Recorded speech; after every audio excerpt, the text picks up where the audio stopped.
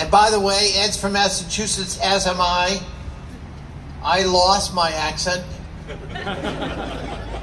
So I want to interpret. When he says that Louis DeJoy is short-sighted, he means short-sighted.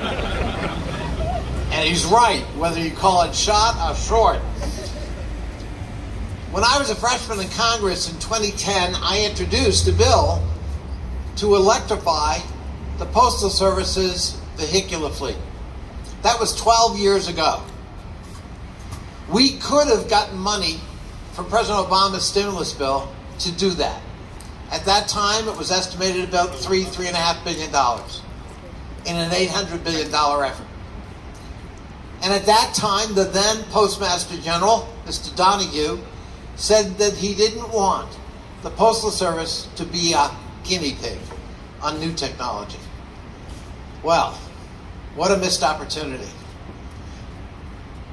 Here we are 12 years later. That same postal fleet is 12 years older. The average age of a postal vehicle is 30 years old. What could go wrong with that? And it's not a trivial issue because we're talking about the second largest vehicular fleet in America. 235,000 plus vehicles. And as Ed said, most of them lend themselves to electric technology, and most of the routes they serve easily would benefit from electric vehicles. So why aren't we doing it? Well, Louis DeJoy and his team came up with an environmental study that's cooked. For example, they assume the price of gas will stay pretty much flat at $2.19 a gallon. It's twice that right now. And in California, it's $6. It's too high, but the assumption guaranteed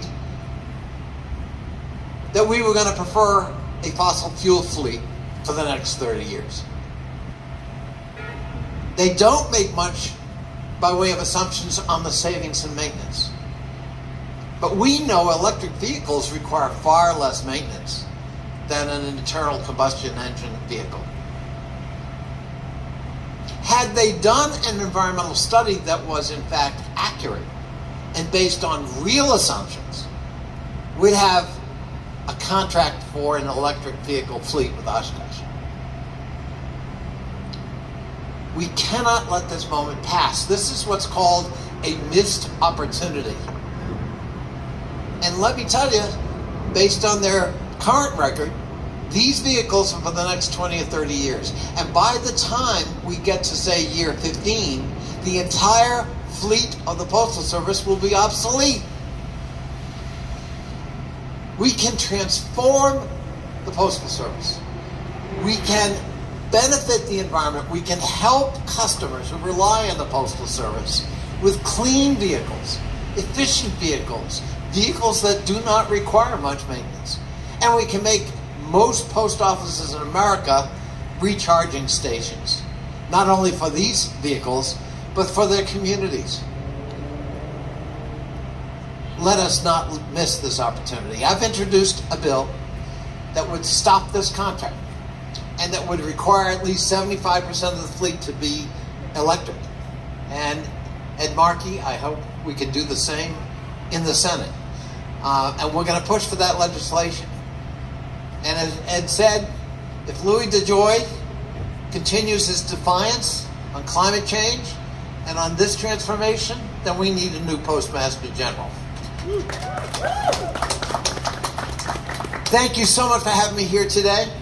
And it's now my pleasure to introduce Raymond Cruz, president of the Sierra Club, who bicycled here this morning in the rain.